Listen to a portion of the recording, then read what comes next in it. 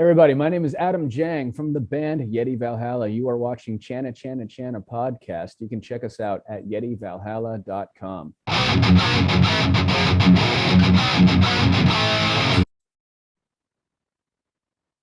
Hi everyone, welcome to another episode of my podcast. We have a very special guest today joining all the way from Thailand. We got Adam Jang of YETI Valhalla. Hi Adam. Hey, hey man, thanks for having me on your show. How are you doing this morning? I'm doing okay, brother. I'm doing okay. Thank you for setting this at an appropriate time and doing it at the Rockstar 9 a.m., which is 12 p.m. for everybody else. much, Right. much appreciate it. I hope you had some coffee before this. Absolutely not. So we'll see how this goes. Right. Yeah. So Adam, how is it been? I know you're kind of stuck in Thailand. So how is it been with all this, pandemic and all this nonsense happening? Surprisingly, it's been okay for me because up until the last 3 months, we were still playing through the pandemic. We were still having performances. We were still playing about 3 nights a week through Bangkok and Pattaya and Rayong, which is like a small beach area. Like here's Bangkok and up this way is Pattaya and Rayong. And we were doing fine. There were some restrictions, obviously. Right. The tourism isn't very strong, but you could play in local areas for Thai people and people who live here. You just couldn't play the bigger venues, and there was no real promoters putting on big festivals. There was no tourists coming into the expat bars, so you're playing to far less people, but Right. we were still getting paid. We were making relatively the same amount that we would playing locally here in Bangkok. I'm not really a local guy. Like I do a lot of tours and stuff, so Right. usually I play my own music, and I only got to do an hour to maybe an hour and a half per show around in these places, sometimes a 45.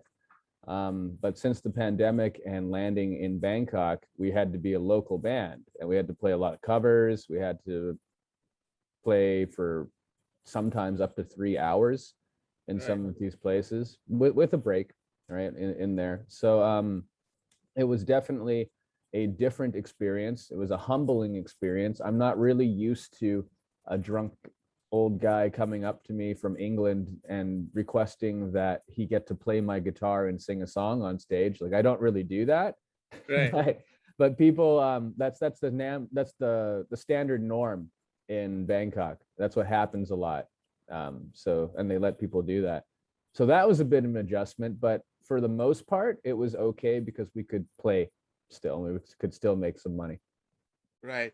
Do you still get to play some of your originals in these sets? Yeah. We sneak them in. Sometimes we're requested not to, but Right. we just do it, and just like you don't announce it. I'm not famous anyways. Maybe it's like a B-side Oasis song or something like that, and no one cares, so it's fine. There were a Right. couple of places that let us do whatever we wanted, but unfortunately, recently, since the most recent lockdown, they've gone out of business. So there's no point even plugging their venue Right. here right now. Right. So yeah. I mean, at least you guys have something to do because, like the musicians in the Philippines, there's Oh yeah. basically nothing for them to do. There's no Yeah. shows, no bars. Mm. Even like you cannot do like a acoustic set where you just play your guitar. Even that's not allowed yet. So Oh it's my really, God, really? yeah, Uh, that's yeah. unfortunate. Right now we cannot even like go in and eat. It's just only takeout. So it's like, and we've been in this lockdown for like 1.5 years already. So I don't know how crazy. people are surviving. That's crazy, man. Right. Yeah. Yeah. I feel for the musicians and people who are in the industry, right? All the sound guys, lighting guys, staging guys, and all these people. Yeah. Is I Yeah. don't know what they're doing, right? How they're Yeah. surviving. No Correct? idea. It's pretty Yeah. brutal. So you, I got to know about Yeti. I think probably like a year back or even earlier, and Okay. it was so surprising. Like I couldn't figure out like is this guy a Japanese guy, or is he Ha, is he a Native American guy? Because yeah, you have all these things like mix up, and you yeah, sometimes yeah, feel like you're part of the Black Eyed Peas, you know. yeah. Who knows? Yeah. So tell me a little bit about your story, because I know the band was formed in Canada, but can you tell me a little bit your journey? Maybe start with your childhood. Tell me a little bit about your early childhood. Okay, so basically, I'm from Canada and I was born in Canada. My parents were also born in Canada, so I'm a third generation Chinese guy, right? My Right. grandparents were from Macau, which is like basically it's China, right? So Right. they came over around World War II because they didn't want to get killed by a bunch of Japanese guys. So I was born in Vancouver, BC, Canada, which is the West Coast. I went to a privileged white kid school, and I was not well. I was not healthy. I had a lot of problems. I had like eczema, like all over my face and shit. Right, so it was a rough go, and I was sick all the time. I was being in the rich kid school. I got put into all these extra classes that I didn't want to do, and one of them was called music. Right, Right. because I didn't want to go into band class and learn to play saxophone. I had at the age of 6, I had to be a good little Chinese boy and learn to play fucking piano like they all do, right? Right. Right. So yeah, so I was sick of that stuff by then. I didn't want to read music. I didn't want to do any of that stuff. And frankly, playing music was not fun.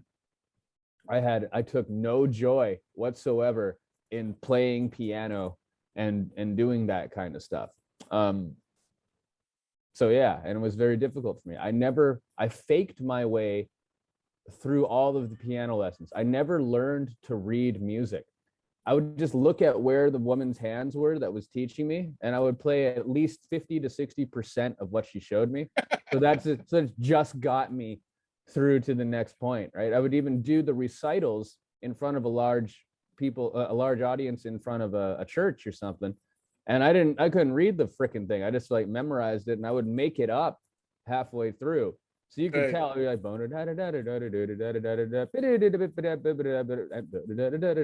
right? It would be incoherent in certain spots, but that's how I got through music. So I was 12 in the music class, we would play with like wood blocks and shit. It was like for the kids that were too stupid to get into band class, that's where they put me. So the last part of the year, we got to play guitar. And that was a little more fun, but again, I sucked at it. But I learned some basic chords. Now, we fast forward a little bit, and like I played like hockey, and I did all the normal stuff in Canada that you do.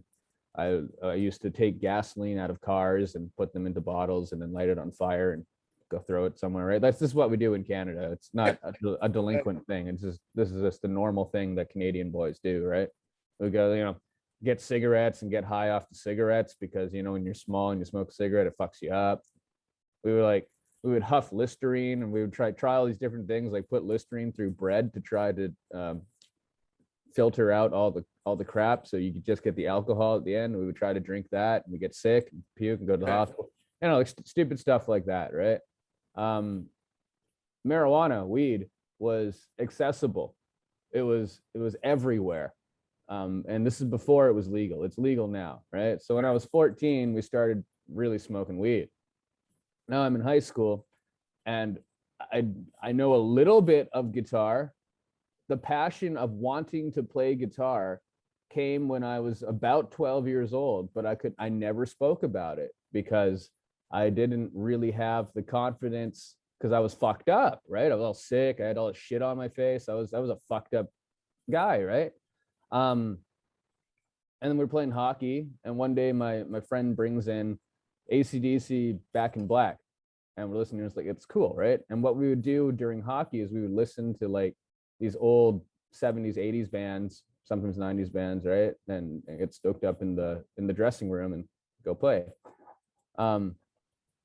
And before then, when I was a little kid, before the internet and all this other stuff, this all correlates. Don't worry, we're jumping around, but we'll get back to it. Don't worry. So we're fucking, when I was a kid, there was an episode of The Simpsons. I forgot what the episode was, and it played Highway to Hell at the very end of it for like 6 seconds.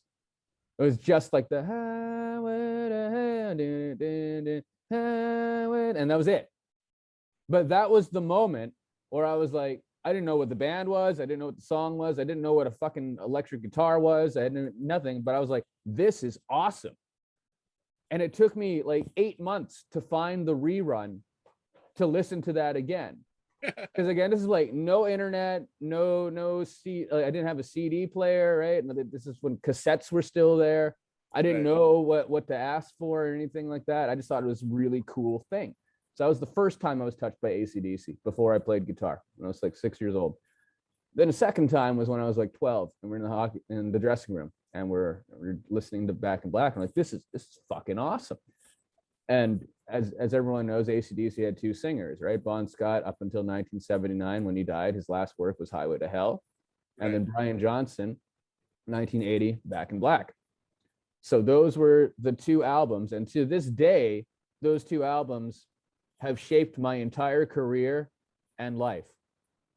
Completely. I would not be who I am today at all if those 2 things were never created. And that was 8 and 9 years before I was born were those fucking albums released and shit, right? So like that's some incredible stuff, right? Bon Scott was dead long before I was even born, which is pretty cool. So all this happened, and the want of playing guitar was incredibly high. So I learned to play for a year when I was 12. I didn't have a guitar at home. And I really wanted to do it, but I couldn't ask for it because I was fucked up.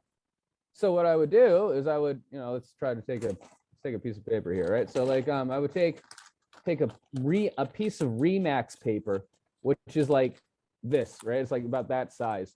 And I would draw 6 strings on the fucking thing. And I would get my mom to buy me a guitar player magazine thing just to say that I was reading it, but I wasn't.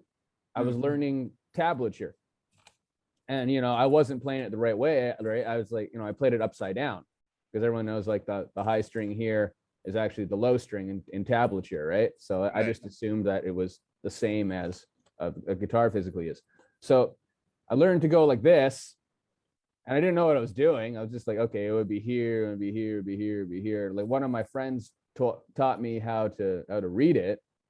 Like he just said like the number that they put on the fret corresponds to where your finger goes and what fret number, right? So I figured all that stuff out. And these are songs like Freebird and like Cocaine by Clapton and all this other stuff, right? Like Jimi Hendrix and all this other stuff, right? No AC/DC tabs because I only had one fucking magazine. They didn't give, right? So I was stuck with whatever this was. Fast forward to my 16th birthday, and I've just started getting really heavy into weed, and drinking, and I get this guitar, and suddenly, and I'm still fucked up. I still look fucked up and stuff, right? I get this guitar, and within a month, I could play solos.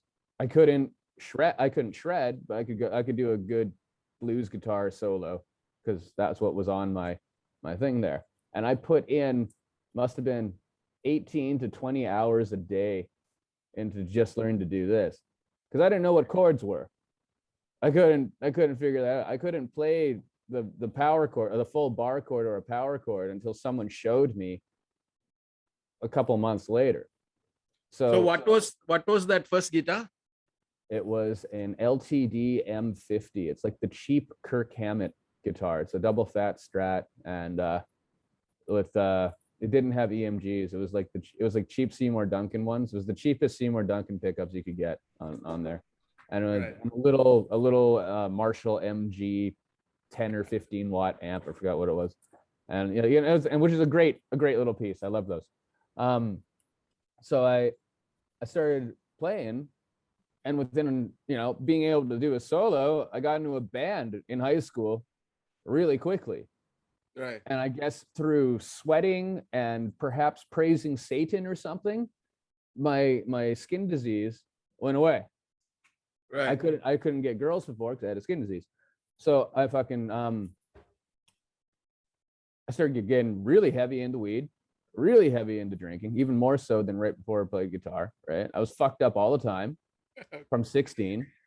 And I learned to play, and I got the hottest Japanese slutty girl in the school as my girlfriend. And immediately I went from like a weird kid who had like 2 or 3 friends to cooler than the fucking cool kids in school, because now I was in a band and I could play in bars and get drunk and shit with people who were 25. Right. So there was this big drop off of my high school friends. I don't really never made more friends after that point from that were my age from high school and my peers. I didn't have a normal life ever, but that point of my life, there was a big disconnect from my social friends that I had before. And then things started picking up, things were good. Then, as it was then, like as the music scene was then, the music industry was then, it was not based off of algorithmic numbers. It was not based off of how many fake people do you have on YouTube, how many fake subscribers do you have, this like how many bots did you pay for on Instagram, right? It wasn't Right. it wasn't based on that. It wasn't based on how being I forgot what an influencer. It wasn't based on that. It was about can you play? Can you bring some people to this bar so that the bar makes money, and the Right. bar will give you a percentage of how much, I'll give you a fair amount of money for doing that. And that was the trade. That's how it worked, right? Even up on the huge scale, like Aerosmith and all those guys, that's how it worked. It was like based on ticket sales and shit. It wasn't Right. based on any kind of fluctuation of an algorithm. So I was doing all right. I was actually making decent cash back then, right? And like, for a 16-year-old kid, it was enough. I started, then I got in trouble with my family, because I was with this really slutty girl, and my dad and I fought, and we didn't speak to each other for a number of years. I moved out, and I was, after I finished high school, my girlfriend broke up with me because that she just sucked. Everyone has one of those, right? It was like the first real breakup, right? This is the first woman to fuck me and love me after being a monster for so long in my life, right? So Right. she's gone now, right? Now I got into real hard drugs. Now I'm doing like coke and and I'm just like, I'm popping everything. If you give me a dentist cup full of pills, I don't even give a fuck what it is. I'd eat it at the time, right? And I was like, all right, let's go. So I'm in absolute super party destruction mode, and I'm playing in different bands, making bands with people, not being a cover band, because I never really learned to play other people's songs properly. Right. Never. Because I was like, immediately from when I picked up the guitar, I didn't know what I was doing, and I could make my own shit up. And then I would join, I'd make original songs with other people, because in that part of the world, the idea is not to become a cover band to make money like it is in like Thailand, for example. That's why everyone does that here, right? The idea is to be a big rock star, make your own stuff, make your own shit, and have other motherfuckers have to cover you. Our goal was like the ultimate thing. So I never spent time up until this year really trying to learn other people's songs. And I'm 33 years old now. This is 17 years down the line.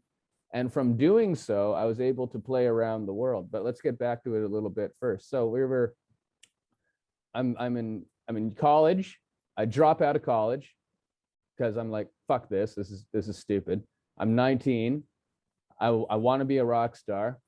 I put up a Craigslist thing, and this is just when the internet's really starting to be a tool for musicians. And it was like when Craigslist was a thing. Craigslist, like you could get hookers and fucking buy guitars off of Craigslist at the time. That was it. So I was like, sweet, right? So I put myself up around the world. I made a little crappy demo with my, I think it was a laptop. I think it was a laptop back then, but it was a very crude pixelated, bad looking laptop. So I put that up of how I could play, and I got a gig, and it was for a band in Portland, Oregon, and they took me on tour. I went from Oregon all the way down to Cali, to California, and LA and all that, and went back up, and that was my first big tour. I got kicked off of that tour halfway through because I asked for my money, because the guy who ran the thing kept on telling me he would pay me, but he never did. He just kept on giving me a bucket of chicken and a Coke. And that's what I lived off of for a month. And that was my first tour, right? Never paid me, ripped me off, gave me a bunch of chicken and a Coke. And that was fine, whatever. Came back to Canada, went and played from Vancouver to Toronto a bunch of times. Made my own band, did all these different things. It wasn't YETI, it was something else, right? Made a couple blues bands in Toronto, did all these different fucking things. All of these things kept failing because the musicians that I was working with, you know, they were only in it for a short while. It's always a rotating door. It's a mercenary kind of situation, and it still is for many bands, unless you grow together and you decide to make this thing together. Someone fucks off and then your band's fucked. Right. So I caught on to this, and I was like, okay, well, I made YETI. 2012 comes up. This is years after all that shit happened, right? And now I'm at the point where I can sing and I can play. I can do this at a pro level now, and I want to go and take this outside of Canada. I want to take this and be the big dog, not be the cover guy. I want to be the big fucking dog. So I'm like, okay, how do we do this? Let's go to Australia. So we go all the way to Australia. I booked my own tour. I'm like, fuck, because no one else wanted to book me. No one knows me. I'm not famous. So my two options are I either do it myself or I don't do it at all. And most people that I know, the people that I met over that amount of time, almost 8 years at that point, of all the musicians, chose to not do it at all. And I thought that was fucked up. So I take a risk. I rolled the dice to go to Australia. I didn't make any money. I lost $1,000 on that tour. And Adam, just to ask you, so all your guitar playing and songwriting and all this, so who did you look up to, like, Angus Young. Inspiration? Angus Young, 100%. For guitar playing, it's none of the shredder guys. I got into that way later. But Angus Young, Right. Slash, because he looked cool. Right? Like, guys, you got a poster back there. Really, that was it. It was Angus Young. That was the guy, right? Like I'm not a guy who ventures off and tries to find different things. I find something and I stick with it and I like it. When I find something that I like, I stick with it. I'm like incredibly committed to that. I'll look into it as deeply as possible. And you give me something else, if I don't like it as much of it as that, I don't really care. Like the two biggest bands that had an influence on me, maybe not musically, but just an influence on my life, is AC/DC, and then Guns N' Roses down there, right?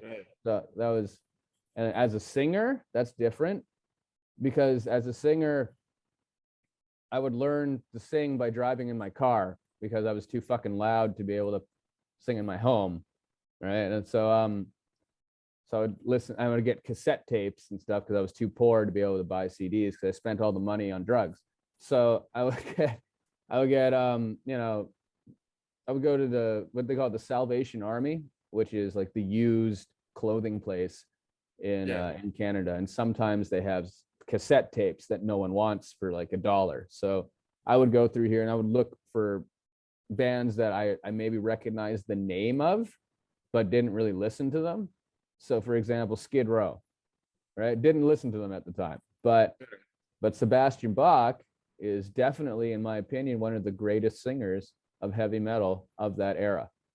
So I learned to sing from Sebastian Bach. My teachers were these ancient relics called cassettes. That took me back in time. I had a 92 Toyota Corolla. Okay, it was a 1992 Toyota Corolla. And that was my time machine. I could take these tapes, which were lessons, pop them in, and try to sing like that.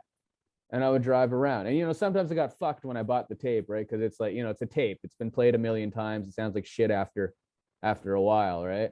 So and it goes and it's not even usable. So I had I knew AC/DC, so I got all of those. I got some Skid Row. I got the Guns N' Roses stuff. Then I found like the Black Crows and stuff. I don't listen to that, but like but that singer was really good.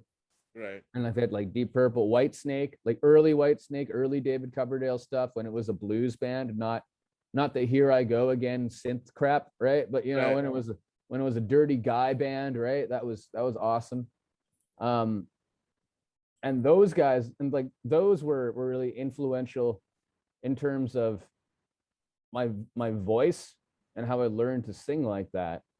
But in terms of like writing and everything, no, like not even. I don't even try to emulate AC/DC. If it's my favorite band in the world, but if you look at an AC/DC set of lyrics, it's written like Dr. Seuss. Right. It's like I will not go. I do not like them, Sam. I do not like them, green eggs and ham. Right? Like that's how it is. But it's funny how it really works for them, right? I think that doesn't work for anybody else, but for them it really works, right? Yeah, it's perfect for them. It's perfect for AC/DC. And again, it's my favorite band. It's perfect rock. But I feel really silly trying to write like that. And like, I at a point when I was younger, I tried to write like that, and the songs are terrible. Right? Adam, what do you think? What's your idea that all these albums that you're mentioning, and we still listen to them, and they're still relevant? And these are like 30 years old. Some albums like 40 years old. Like I think most of the albums is more than 25 years old now, right? So all these albums are still relevant, and it's so amazing, right? We still listen to them, and even new people, new generation can listen to them, and it's still same feeling, right? Yeah. It's they're classic albums from a time when musicians were musicians. Right. If that makes sense. Now musicians are influencers first. They'll spend more time on taking selfies of themselves and trying to grow their Instagram fan base than learning their craft. None of them put through the ringer. That's right. You mentioned about this number of followers and fake followers and all these, because I always get these messages from people, especially like I think they're coming from like Pakistan or somewhere, and then they'll say, "Oh, I can get you this number of followers," and but I'm asking them, why don't you have like you only have like 100 followers on your profile, so why aren't you using that strategy, right? Same thing. If you know how to do it. Or it's like they have 100,000 followers, and on their post they have like 200,000 likes, but only 1 or 2 actual comments and people engaging in the post. So it's bullshit. So you use the comment section to judge how full of shit the guy is. That's what I like to do, right? If it's less than like, if he has thousands and thousands of followers and he's got a couple of comments on his shit, then no one's really paying attention to that. That's useless. That's a fucking bullshit fucking thing right there. And some of these guys, like, I forgot what label it was, but it was an indie label, and they were trying to bully their way through, and they would say mean things to people applying to their label, like why are you trying to advertise your band on such a big page? And I looked at it, and it was the same kind of bullshit. They were buying followers and no engagement or any of that stuff, and they were acting as if they really were a legit powerful force, and that people are lucky to be able to talk to them. That's the dangerous part of what's going on now, because like now you got a guy who can actually who's actually like making other people not just feel bad, but could affect their business by being this dick like this, right? You see, it's it devalues what we do when Right. people do this. And I think that's annoying. At the same time, there's other ways to do that. Like if you have the money and you just want exposure, there are ways to do that that are real. Right? You could pay an actual promotion company to actually get people to, like, a team of people to do this shit for you all day, and Right. that will work. Like, that are not bots, right? You can do that. You can pay for actual ads that go out to be seen by real people. But because there's of the shocking amount of bots that there are now, do ads really do anything? That's the question, I think, because there's I would definitely safely say there's more ads than there are real profiles now. So, well, more bots than there are real profiles now. So if you make an ad and you put that out, who's looking at that? Is that a person, or is that just a robot algorithm now at this point? So I'm really wary about that, right? I haven't run an ad on Instagram ever, and I ran a couple of ads last year on Facebook, and I noticed no one would comment on it. Mm. No one would, like, maybe one or two, right? And I would get like 700 to 1200 people pressing like on this thing for $5, but none of them, like, it seemed really strange. And I was in Thailand because it was just when the pandemic started, and I wanted to apply to some festivals, so I wanted to boost up my page a little bit, and I wanted to do it the right way. So I ran the boost campaign, and I didn't really get any real results. So that's a big concern with this. Like, I'm not quite sure how you're supposed to screen that. Like, I'm not entirely sure, but it seems like it could be a big problem later on. Yeah. So Adam, you actually started telling me the story of you went to Australia with your band. So this is Yeti, right? Yes. This is already Yeti. So Yes. first of all, when I hear Yeti, that was actually your previous name. You actually changed it to YETI Valhalla, right? Yes, I had to. So yeah. So Yeti is like, when I hear Yeti, this is like the Asian Bigfoot, right? Essentially, it's the Canadian Bigfoot, because that's where Bigfoot's from. Right. But he's in this situation. He's an Asian guy. Right. Right? Yeah. It was, so that was a good tour. That was a fun time. And then later on, after, like, that tour failed, but I had a good time. And then I came back to Vancouver for a year because I thought maybe that would have raised my booking value. Mm. Maybe that doing an outside thing, but it didn't do anything. So I decided to go to Asia, and then I went to Vietnam as the first one. And again, I put out Craigslist ads everywhere, and I was just like looking for a booker, doing all this kind of stuff. I didn't actually post in Vietnam. I posted in Singapore and Japan and all these, like, first world Asian countries, because I had no intention of playing in the third world. I assumed that it was like huts and shit, like from Apocalypse Now. I was uneducated in what the third world really is, and developing countries. I had no idea. Right. So I get over. Some guy tells me, "Hey, I'll come down. You come down here, play in Vietnam. I'll hook you up in all these places. I'll organize your tour." I was like, "Okay, great, right?" Figured this guy's either going to be legit, or he's going to cut my fingers off and send them back to my family and try to get them to pay for me to come back, right? So I get down there expecting the worst, and on the first day, he picks me up. I go back to the shittiest hotel that was there, because he bought the hotel. It was the shittiest one that you could possibly get for like $6 or $7. And I slept for 4 hours, went to the vice prime minister of Vietnam for his birthday party. We played his party. He sits me down at this table full of hookers with all this stuff, says, "You can pick anyone you want." I picked a bunch of them. And he gives me about like all this weird booze, right? Like this strange liquor I've never seen before. It was like fortified wine, tasted like shit, but I drank it. played, fucked all the hookers back at my hotel. I wake up the next day covered in puke and pussy juice, and it's just like, it's like the most, just my beard was like just soaked in pussy juice. It was disgusting, right? And I was just like, oh, cool. And I wake up to the guy, the manager booker guy, yelling at me from downstairs, hey man, hey Adam man, hey, you have to come down here, man.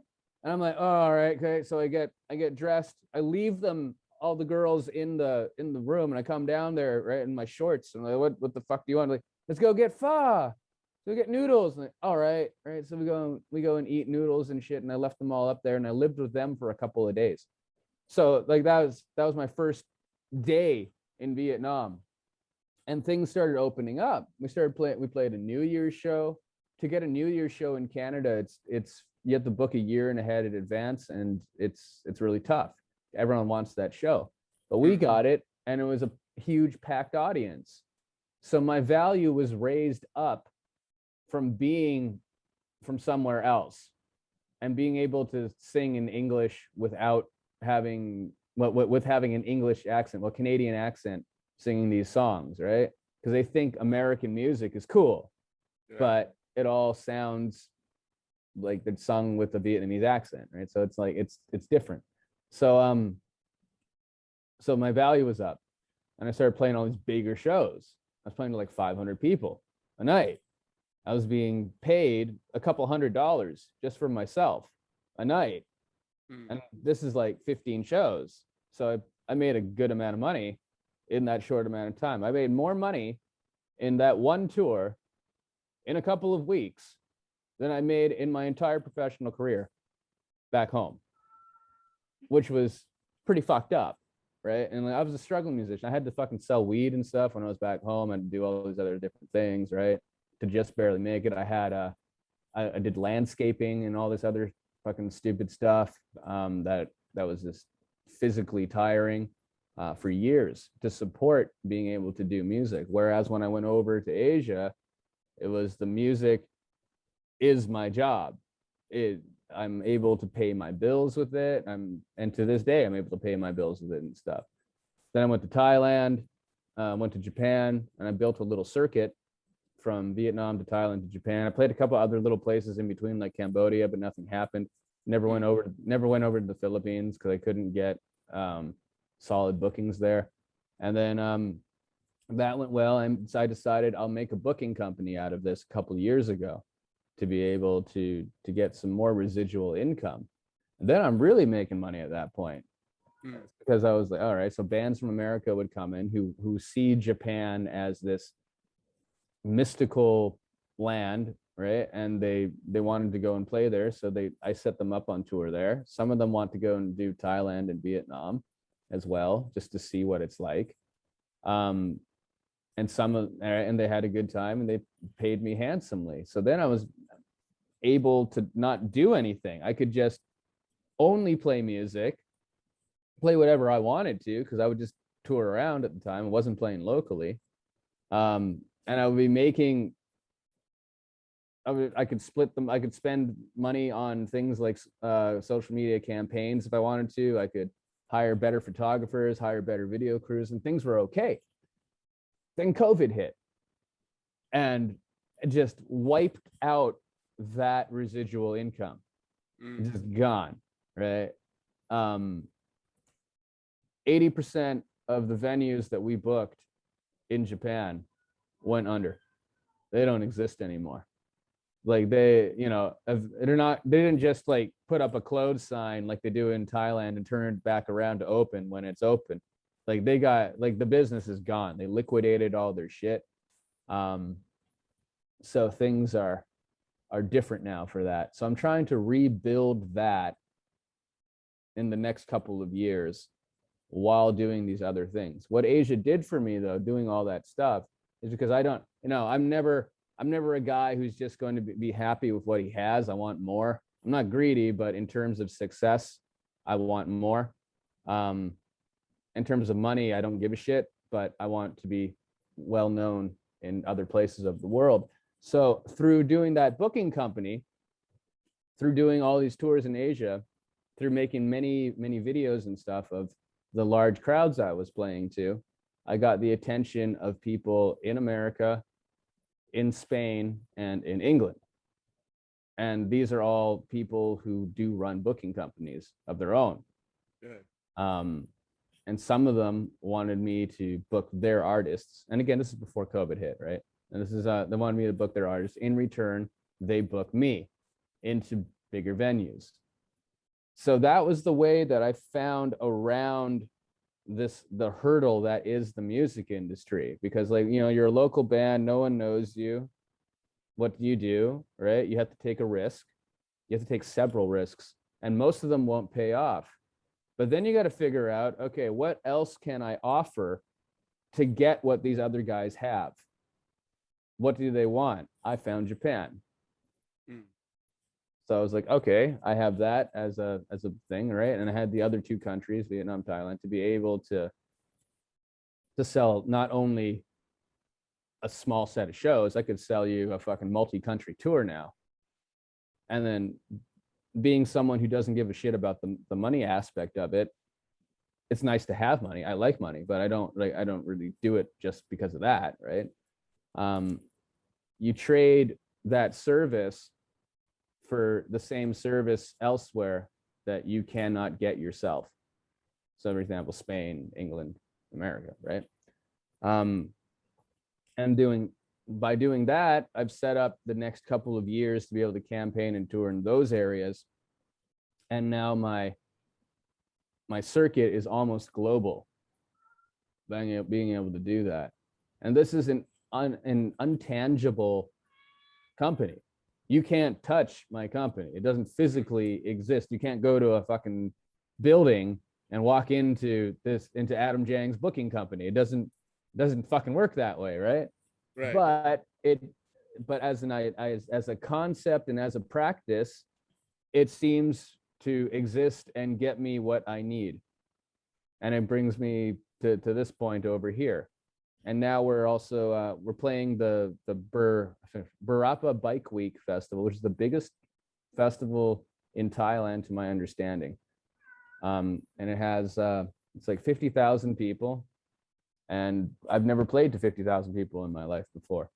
But all this other stuff, doing all these things, that leads to that.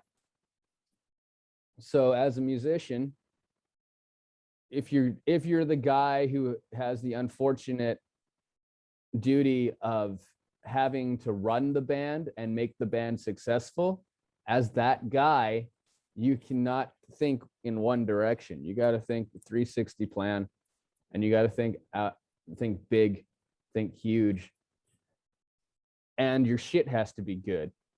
Your music itself has to be honed. You have to practice your ass off. I sleep 5 hours a day, bro. Okay, I'm doing shit all day and night, right? I haven't sat and watched a full movie in a couple of years, because, like, when I'm watching a movie, I'll do my 25 Instagram comments on different people's things, right? And I'll do the post, and I'll reply to their shit. You're supposed to do 20. Okay, going back into social media, free lesson to social media, everybody who's watching this, okay? Instagram has a cap of how many engagements you can physically make in 1 hour. If you go over 50 actions in an hour, having a newer profile, you will get action blocked. It means you cannot like, you cannot comment, and you are fucked. Your engagement will go down. You have to start all over from the beginning. 50. Right. So that's 25 comments. That's 25, right? Plus doing all the likes. That's another 25. So if you like and comment on one post, that's 2 actions, right? So that's 50 actions in an hour. So for me to go through a 2-hour movie, I got to do that twice. And I do this probably 5 or 6 times a day when I have time. And I'll just go through it. Boom, boom, boom. It now takes me about 15 minutes to do that and leave real comments about stuff, right? You don't just say, like, cool beard, bro. Like, that's not going to get you anywhere, right? You're going to be like, cool beard, bro. Did you trim that yourself? Or did you go somewhere? Right. right? Like that'll do it, right? Like that, and then you got some interaction, you ask a question and all that other stuff, and you get back to the motherfucker, right? And then that's how you do it. When you put out your post, whoever commented on your post, you got to click on that motherfucker's page, and you have to comment on his fucking shit too, every time. It's a tiring thing. You have to give more than you get for this, right? Or you just pay a company to do it for you, and that's it. Now, I don't only do Instagram. Here's the fucking problem. I also do Facebook, and I got some stuff on YouTube, which sucks. So I don't only do 15 minutes, 20 minutes. I got to do another time on Facebook. Facebook's algorithm is different. You can do 100. So you got to do 100 fucking actions on Facebook. And Facebook won't action block you unless you go way over it. Like you do like a 500 in an hour, and it makes it look like you're a robot. Right. So that's how it goes. And then there's TikTok, which I refuse to open because I don't have that much more free time in my fucking day. And when I open TikTok, it assaults me with things that I dislike that I try to keep away from myself for the whole time, right? Like the music and shit that comes out of TikTok is the most annoying shit to me in the fucking world, right? It's just, and there's the only thing you do is turn the volume all the way off on your phone. But if you don't do that and you just scroll through like you're supposed to do on Instagram, it's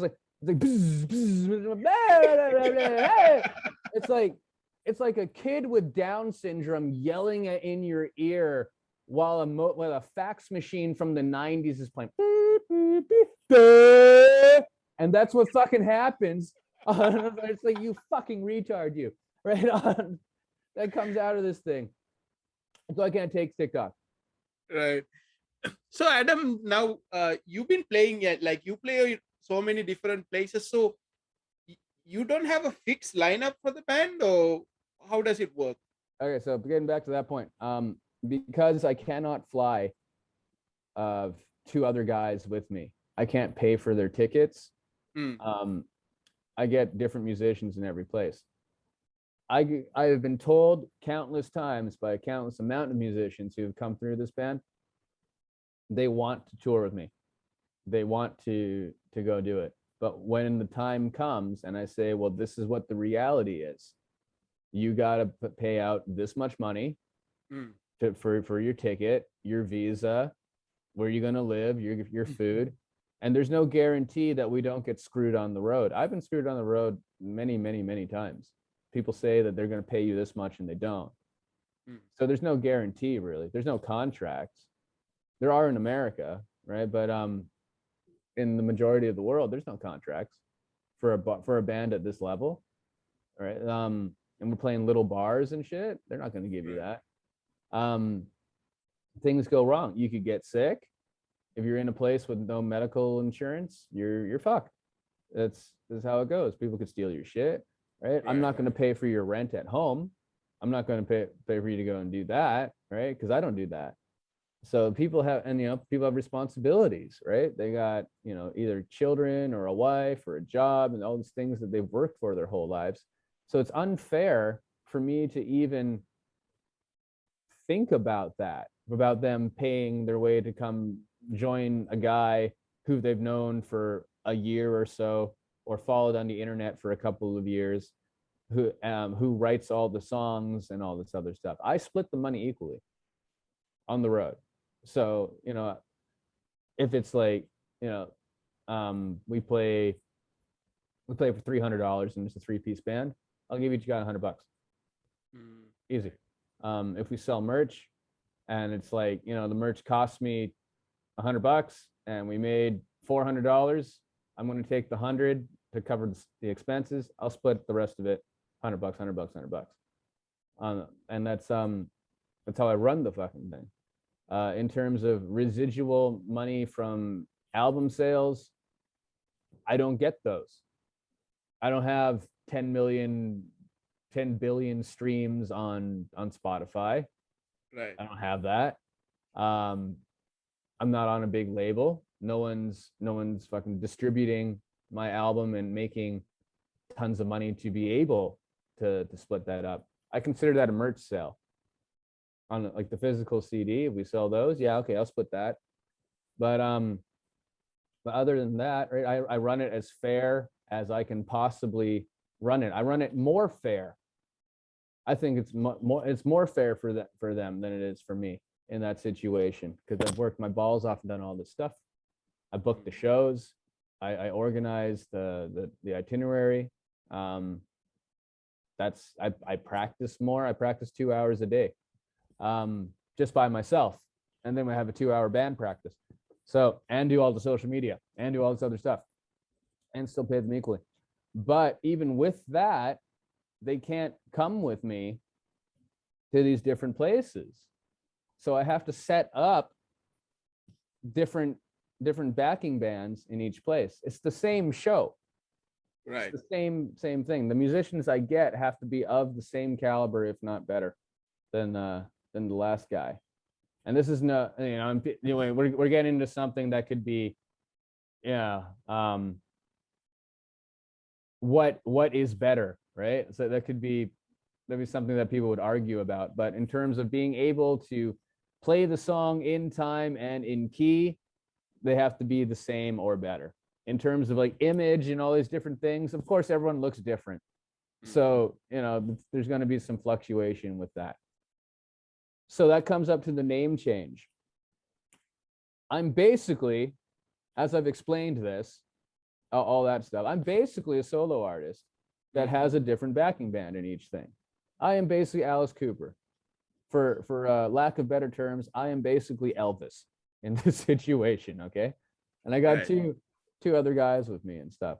So there was a lot of problems with finding my band on Google and YouTube and Spotify and shit, because in the last 6 or 7 years, there's been a ton of different companies and bands and DJs called YETI. I wasn't aware of that in 2012 when I made this. I had no idea. Most of them didn't exist. A lot of them popped up in the last couple of years. So that was a big problem. I didn't copyright the name. I didn't know what copywriting was.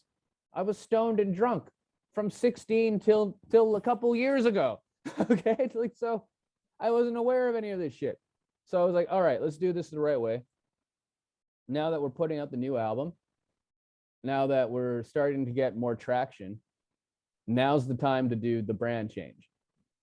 So it's not even a total change. It's like a boob lift. It's adding something onto the fucking thing. So I said, Valhalla is cool, because that seems to be an ongoing premise in what is going on in the band, right? It's always been like Hail Odin, Party Tonight in Valhalla, all these things, right? These are cool concepts, the Norse religion concepts that I found when I was playing in Sweden for a little bit. And so I figured, okay, well, say Valhalla is my last name then. People call me YETI already in bars and shit, right? I say my name's Adam, and I shake their hand afterwards like a bunch of times, but they call me YETI already. So we just add that on. Now it's YETI Valhalla, which is, in terms of marketing, it looks cool on paper. I like how it sounds. I'm still getting used to it. It's only been a couple of months. But it seems to be working, and being able to type our name into Google now our shit comes up right away. And being able to tell people, hey, we're YETI Valhalla, it comes up right away. So I think that's valuable. Yeah, and I think adding that kind of badass, because it sort of enhance your I feel that it really enhances or complement what you have, right? Thanks, bro. Yeah. Bro, kind of stuff. Yeah, you want to like take a sword and like cut the head off of a pig or something, right? This is like it's like Viking shit, right? All this Viking, yeah. Eat the heart of a bear, like do something fucked up like that. Like that's pretty cool. Adam, so your music, I mean, you have, I know that you, as YETI, you released like 4 albums, and then now tell me about your music. And I know you have a very new single as well. It's changed quite drastically. It started out as basically an attempt to make modern classic rock, and that is a failed attempt. You can never bring back a trend that was cool a long time ago in music successfully and have that sustained. There's like bands like, I forgot that band that sounded like Led Zeppelin and they won a Grammy. They were cool for a little bit, right?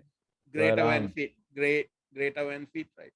I don't remember what it was called, but it was like, yeah, some band sounded like Led Zeppelin and they won a Grammy. So I was like, okay, great.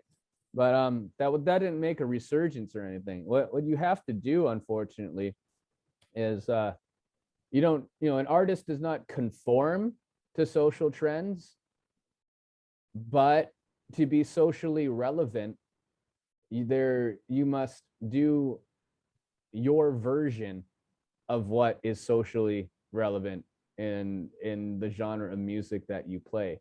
So I just had to get heavier. That was all it was. It was just like taking that cool rock music and making it into metal.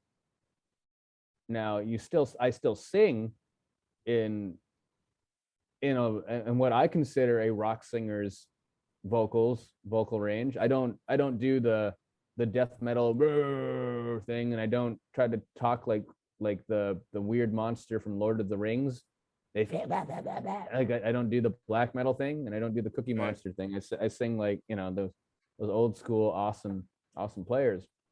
I put double kicks into it. I made it a heavier thing. I changed the in terms of musical nerd stuff. I went from doing straight pentatonic, which sounds old, it sounds dated, into some different kind of chord progressions. I use the harmonic minor now. I use different things. I use Egyptian modes and stuff. I use like the Lydian mode, and to compose a newer, more up to date rock. That's what I'm going for, at least, right? People call it metal. I still consider it rock music, right? Like that's I think Black Sabbath is a rock band. I think Black Sabbath sounds like, I think Metallica now is a rock band for sure. There's but people call it metal, right? Like, so the new album reflects that. The other three that I put out, that was still trying to bring out modern classic rock. That's what I was trying to do for a long time, and I was successful to a degree in Asia. I made a career out of doing that. So it's not worthless. It's not like I gave up on it or anything, but I wanted this to get into bigger stages around the world, and I wanted to be more socially relevant. Now, if I really wanted to only be socially relevant, I would have become a rapper or a DJ or something like that. I would have done that. So I'm not totally selling out or anything. I still found an artistic way around this. I used everything that I had learned in music and in writing to be able to compose and write this album in such a way. It doesn't sound like it sure as fuck doesn't sound like it was made by 16-year-olds in 2021. It sounds like it was made by an older guy for damn sure. And that's what it is. So in terms of music, it's a heavy rock record, dude, that people can hopefully enjoy. It's if we were to compare it in terms of influences, let's say the first couple albums are more influenced by like Aerosmith and AC/DC and Van Halen and I think and Kiss, things like that, right? Let's say the new album is still influenced by those things in small different ways, but it's also influenced by like Pantera and Metallica, Slayer to a degree, and all these heavier Judas Priest, these heavier bands that were a little after that era of music. Right. So Adam, what are you looking forward to the rest of the year and 2022? Oh, dude, I just hope they stop the COVID stuff. I that's all I want. All right, like that's I have everything else handled. I'm going to be with the new label in Spain. We're going to release it on their thing, Crazy Sandwich. We're going to be playing this big festival if COVID just fucks off. I got on to these different shows in England if COVID fucks off. I got this big tour being organized by by a very, very big booker in America, if COVID fucks off. So, this, I've been struggling, and I've been working and making money in the music business for 17 years.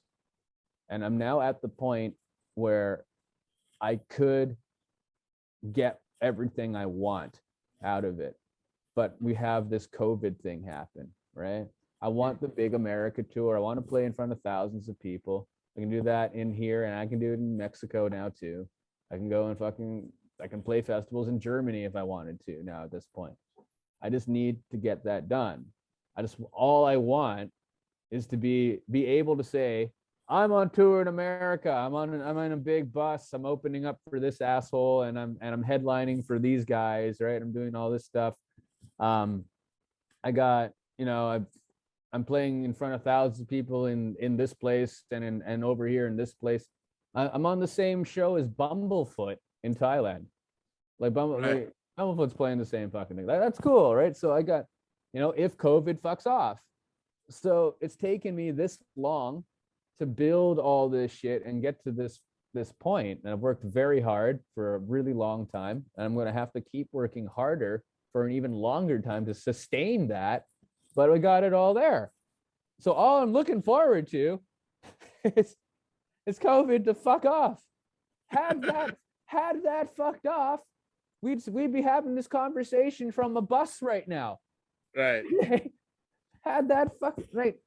It's a rough time, man. How about you? Yeah. What are you looking forward to? I'm looking forward. So Adam, I used to, before the pandemic, the only thing I did was basically go to concerts. So you can see there all the concert stuff. There's a lot of them, yeah.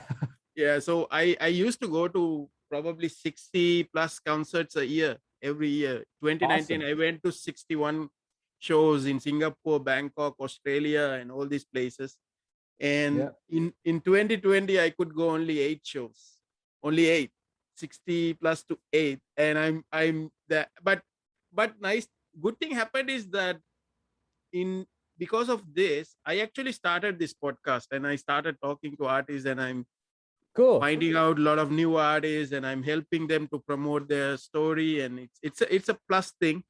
But I'm really looking forward to go to a live show and, go at the barricade and, with the people elbow to elbow and, sweat and, headbanging, mosh pit. Yeah. And Adam, I'm looking forward that in the future, maybe you can come and play in the Philippines, or I can see you in Thailand, because it's just one flight, just like, 3-hour flight. Right? Yeah, it'd be great to fucking see you. That'd be good stuff. Do you know any promoters in the Philippines? Oh, yes. I also have my own promotion, which I started, but I had to let you sort of put the plans down because of the COVID. So I started bringing bands from Singapore and, those bands here. Cool. Sort of an intimate, smaller promotion. But my promotion is actually sort of backed by a set of hardcore fans.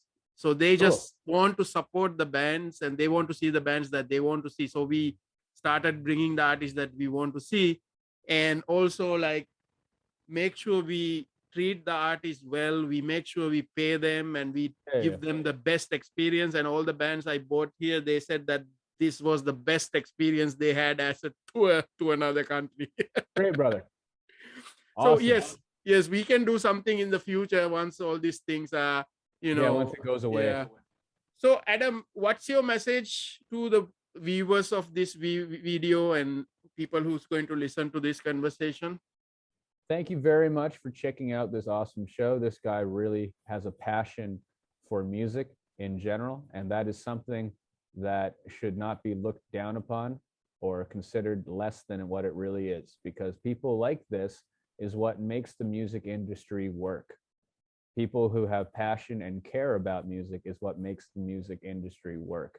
And when we have more people like this, and we support people like this and watch his podcast and share the podcast, then the music industry thrives and grows. When we do the opposite, it kills it. Right.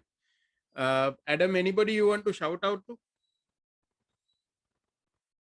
Fuck everyone. I'm kidding. No, I'm kidding. I'm kidding. Shout out. No, so I'd like to thank my 3 cats.